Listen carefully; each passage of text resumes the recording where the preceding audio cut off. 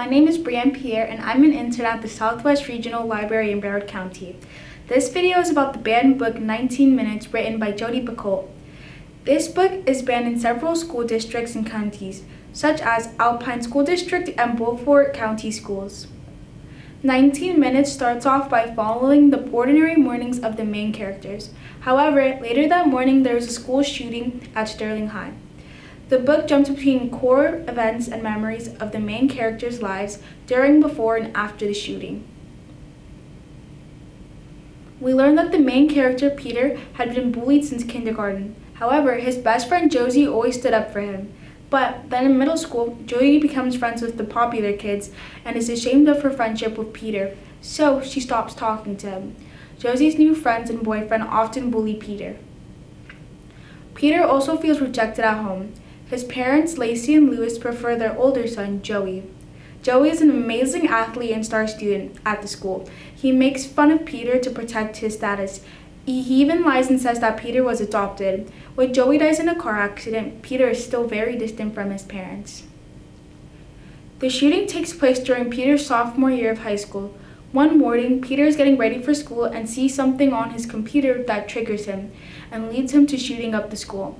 He brings several guns and bombs with him to school. He kills and injures many people. Throughout the book, we learn how each character is related to the shooting and even how they may have been the cause of it.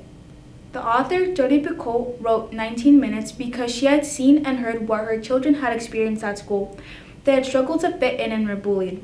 A lot of research was done to write this book. Jodi spent much of her time talking to a sheriff who had investigated the Columbine shootings and also spoke to grief counselors of the victims' families and to survivors.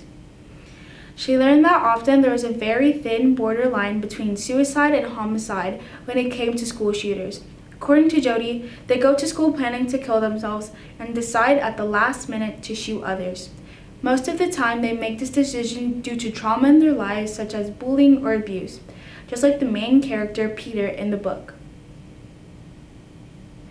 This book is banned because it discusses LGBTQ+ topics such as homophobia, is considered pornographic, and displays physical violence in several scenes.